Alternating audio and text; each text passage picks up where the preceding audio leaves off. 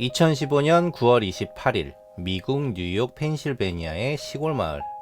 집에 돌아온 토머스 클레이튼은 끔찍한 상황을 마주하게 됩니다.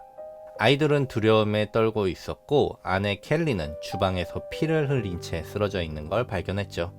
아내는 이미 숨을 쉬지 않고 있었고 아이들은 울면서 강도가 들었다고 되뇌었습니다. 믿기 힘든 상황에 놀란 토마스는 곧바로 911에 신고합니다. 참혹한 범죄 현장은 신고를 받고 도착한 경관의 바디캠에 고스란히 기록되었습니다.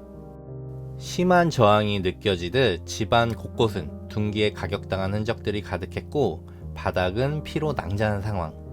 경관의 말에 따르면 피해자의 얼굴은 알아보기도 어려울 정도였다고 합니다. 믿을 수 없을 만큼 잔인했고 끔찍할 만큼 피비린내가 났다고 하죠. 피해자는 바로 켈리 클레이튼. 이날 밤 그녀에겐 대체 무슨 일이 있었던 걸까요? 켈리는 뉴욕 엘마이라에서 태어나 자랐고 10살 차이나는 언니가 있었는데 사이가 아주 좋았다고 합니다.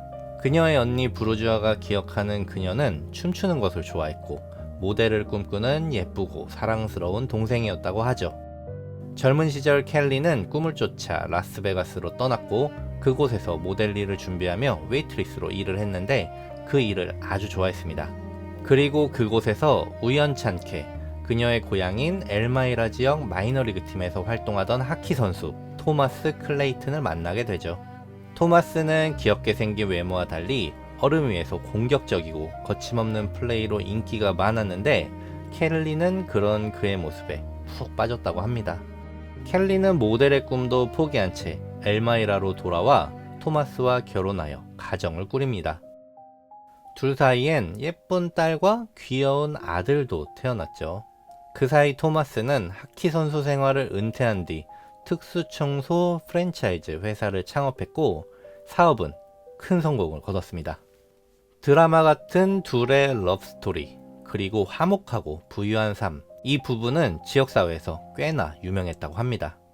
토마스는 매주 월요일 친구들과 모여 포커를 즐겼는데 이날도 그는 밤 11시쯤 차로 10분 거리에 위치한 친구 집으로 떠났습니다. 그리고 화요일 새벽 12시 30분쯤 집으로 돌아왔을 때 쓰러져 있는 켈리를 발견하고 911에 다급하게 신고했지만 이미 그녀는 사망한 후였습니다. Help me, my wife is dead. Hurry.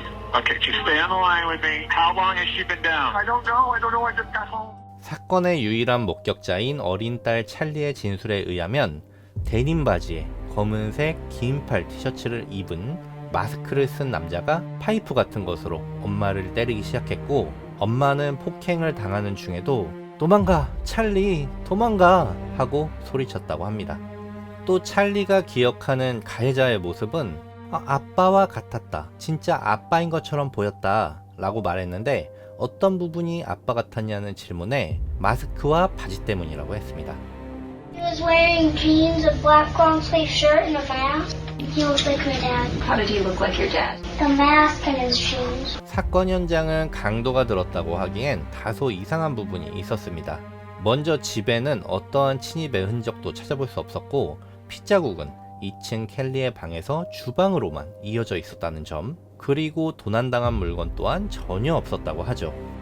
범인이 아무런 제약 없이 집에 들어왔고 2층에 자고 있는 켈리에게 바로 가서 공격을 한 것 같다는 현장 분석.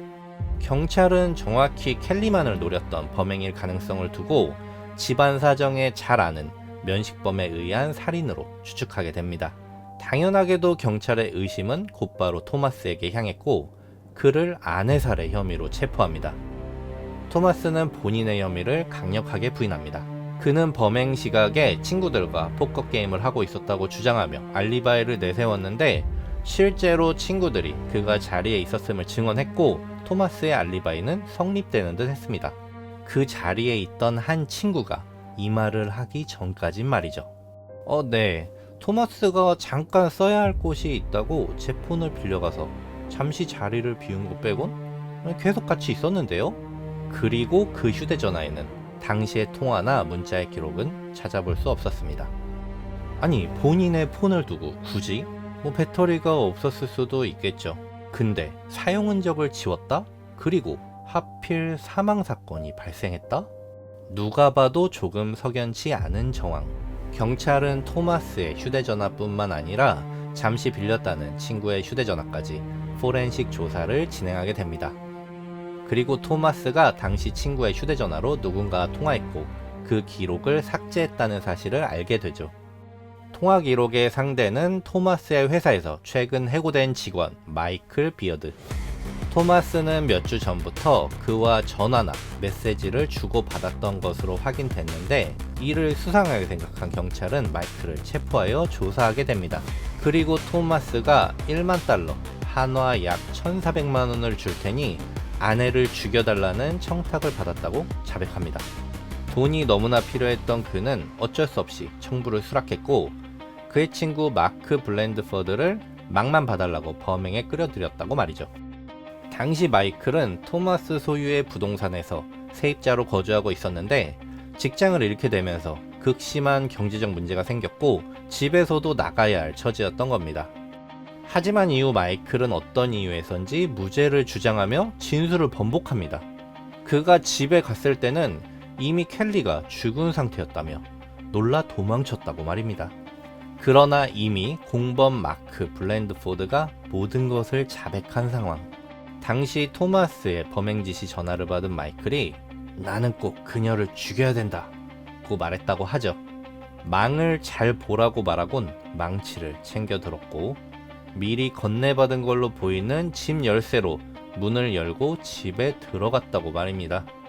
마크의 자백에 근거하여 마이클의 집 근처를 수색한 결과 경찰은 켈리의 피가 묻은 옷과 집 열쇠를 찾아낼 수 있었는데 발견된 옷은 토마스의 딸 찰리가 목격했다고 증언했던 인상착의와 일치했습니다. 범행 시 사용한 망치 손잡이도 근처 수풀에서 추가로 발견되었죠. 켈리의 살해 정황이 모두 밝혀진 상황. 그럼에도 토마스는 여전히 청부 사실을 부인한 채 무죄를 주장하고 있었습니다. 마이클의 진술과 정황 증거만이 있었기 때문입니다. 경찰은 집요하게 그의 주변 수사를 이어나갔고 수상한 행적과 증언들을 포착합니다. 사실 그는 그동안 여러 여자들과 만나며 외도를 즐기고 있었다는 것. 당시 토마스가 바람을 피웠던 여자들의 증언에 따르면 그는 켈리에게 불만이 많았다고 합니다. 아내와 헤어지고는 쉽다. 그런데 이혼하게 되면 재산 분할로 많은 걸 잃게 될 거다.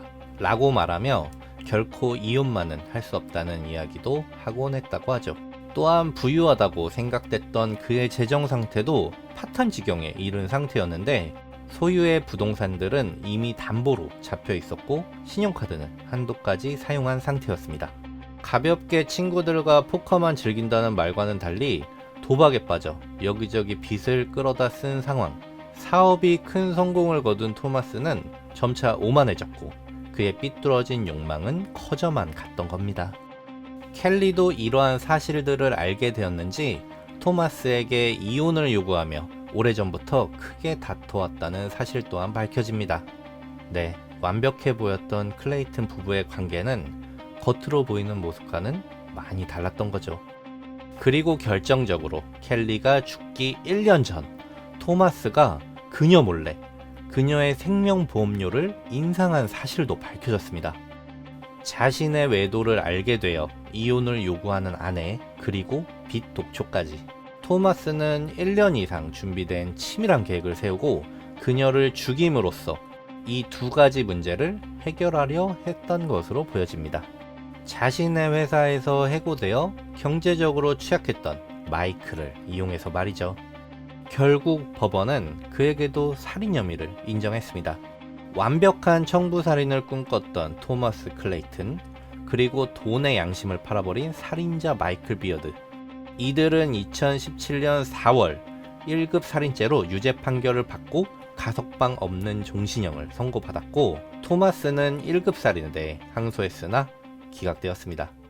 클레이튼 부부의 두 아이는 이모인 브루즈아가 돌보고 있고 엄마를 잃은 아픔을 잊도록 도와주기 위해 온 마을이 지원을 아끼지 않았다고 합니다.